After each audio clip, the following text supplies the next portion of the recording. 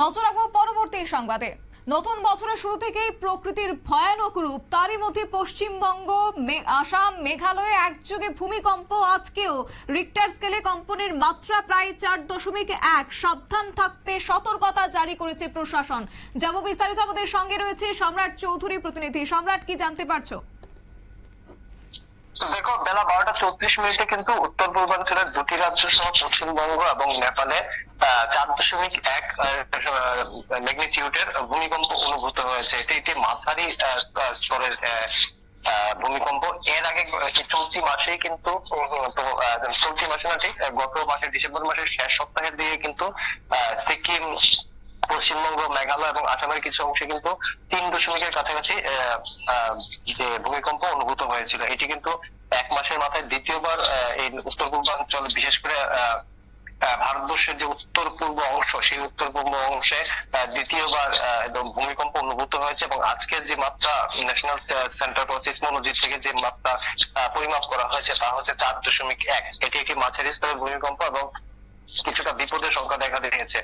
মেঘালয়ে তেমন কিছু ভূমিকম্প অনুভূত হয়নি, তবে পশ্চিমবঙ্গের কিন্তু আজকের এই ভূমিকম্পে বেশ কিছু জায়গায় কিন্তু আতঙ্ক দেখা দিয়েছে।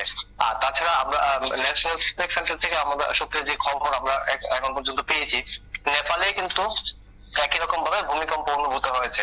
তাহলে যে বিষয়টা দেখা যাচ্ছে, ভূমিকম্পের কিন্তু একটা বেশ দেশের একটা ভালো অংশ নিয়ে কিন্তু এই আজকের এই ভূমিকম্প কাঁপনায় কেঁপে উঠলো। এবং যেখানে বলা হচ্ছে ভারতবর্ষে এই ভূমিকম্পের যে কেন্দ্র, সেই কেন্দ্র মেঘালয়ে প্রায় মাটি থেকে 10 কিলোমিটার নিচে, সেখানে একইভাবে কিন্তু নেপালেও কিন্তু এই ভূমিকম্প একই পরিমাণ ভূমিকম্প মাপা হয়েছে এবং সেটা মাটি থেকে 10 কিলোমিটার নিচে আছে। এবং নেপালে একই পরপর দুবার ভূমিকম্প অনুভূত হয়েছে।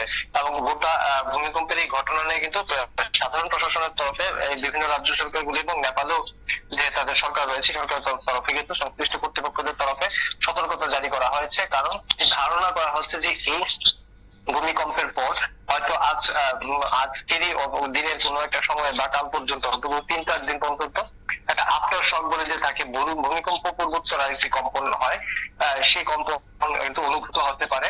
এবং সাধারণত এই ধরনের ভূমিকম্পের মাত্রা বাড়ার বেশির দিকে সম্ভাবনা বেশি থাকে, তাই আফটার শক যে সতর্কতা সেটা কিন্তু জারি করা হয়েছে সিসমিক সেন্টারের তরফে।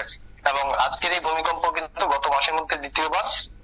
তো স্বাভাবিকভাবে বিষয়টি নিয়ে কিন্তু আবার সংশ্লিষ্ট এলাকার যে প্রশাসন রয়েছে এবং যে মানুষ, সাধারণ মানুষরা রয়েছেন, তারা কিন্তু একটু বাড়তি সতর্ক। একেবারে সম্রাট, আমাদের প্রতিনিধি জানিয়েছে কার্যত এই মুহূর্তে পশ্চিমবঙ্গ, আসাম এবং মেঘালয়ে আজকে ভূমিকম্প একযোগে, এবং তারই মধ্যে রিক্টার স্কেলে কম্পনের মাত্রা 4.1 রীতিমতো একটা আতঙ্ক বিস্তার করছে তাদের মধ্যে।